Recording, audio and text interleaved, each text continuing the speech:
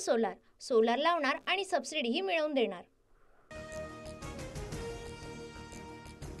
देवेंद्र फडणवीसच महाराष्ट्राचे नवे मुख्यमंत्री होणार। पंतप्रधान मोदींच्या उपस्थितीत आज 5:30 वाजता फडणवीसांचा ग्रँड शपथविधी।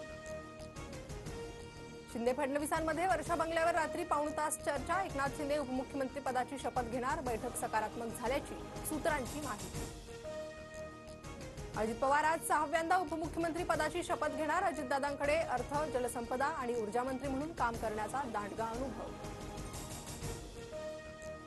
अजितदादांना सकाळ संध्याकाळ शपथ घेण्याचा अनुभव। एकनाथ शिंदेंचा अजित पवारांना मिश्किल टोला। शिंदेंना सत्तेत राहायचं असल्यानं ते आज 100% शपथ घेतील। अजित पवारांनीही दिल्लीशी चांगलं जुळवून घेतलंय, संजय राऊतांचा टोला।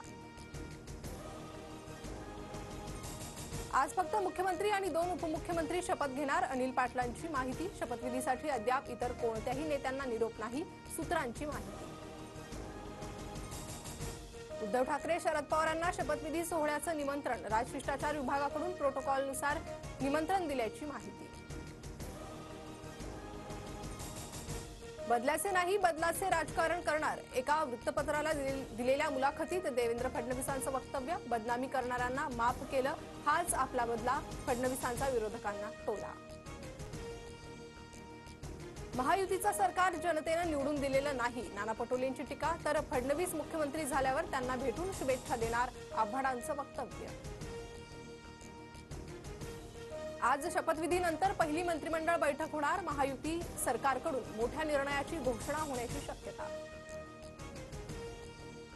महायुती सरकारच्या शपथविधी सोहळ्यासाठी आझाद मैदानावर पोलिसांचा कडेकोट बंदोबस्त। 5 अतिरिक्त पोलीस आयुक्त, 15 पोलीस उपायुक्त आणि 29 सहाय्यक पोलीस आयुक्त तैनात। गटनेतेपदी फडणवीसांच्या नावाच्या घोषणेनंतर भाजप कार्यकर्त्यांचा जल्लोष। लाडक्या बहिणींकडून एकच भाऊ देवा भाऊच्या घोषणा। लाडू पेढे वाटत पदाधिकाऱ्यांकडून आनंद साजरा। विरोधात बसलो पण एकही आमदार सोडून गेला नाही। 2.5 वर्षात प्रचंड त्रास झाला। 2019 मध्ये जनतेचा कौल हिसकावण्यात आला, बेईमानी झाली।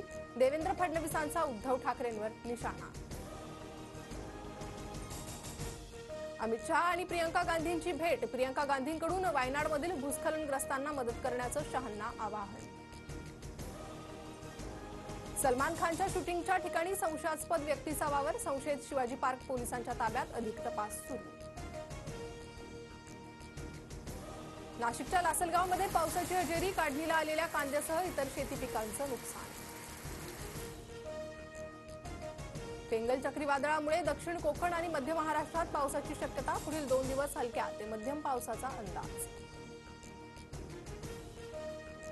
राज्यात थंडीचा पारा घसरला। पहाटेचं तापमान सरासरीपेक्षा 5 डिग्रीनं अधिक। तर पेंगल चक्रीवादळामुळे राज्यात ढगाळ वातावरण।